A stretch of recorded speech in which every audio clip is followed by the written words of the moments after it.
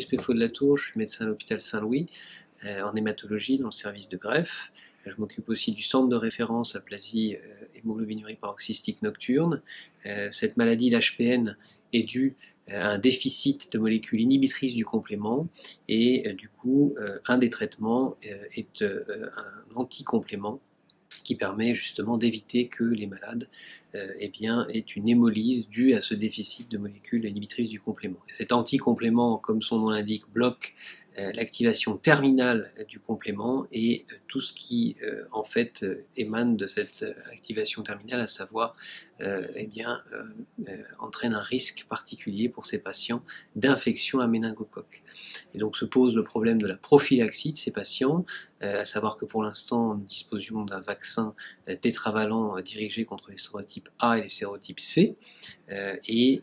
nous donnions à nos patients une antibioprophylaxie justement pour avoir une protection maximale.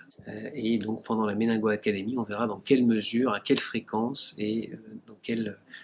proportion on peut justement associer la vaccination aux différents sérotypes, l'antibioprophylaxie chez ces malades qui sont particulièrement à risque puisque sous traitement à vie. Donc là aussi, ce qui va être très intéressant pendant cette journée, c'est qu'on aura des topos généraux, à la fois sur l'épidémiologie, mais aussi sur la physiopathologie, sur la réponse immunitaire du méningocoque et sur la réponse vaccinale. Et donc on aura une première matinée qui sera justement dédiée à présenter la situation du méningocoque, de ses complications et de la physiopathologie, et puis ensuite une après-midi dédiée aux patients à risque et aux situations à risque, que ce soit non seulement les malades qui ont une hémoglobinurie paroxystique nocturne, mais aussi les drépanocytaires, les splénectomisés et d'autres patients qui ont un déficit immunitaire particulier qui nécessitent une protection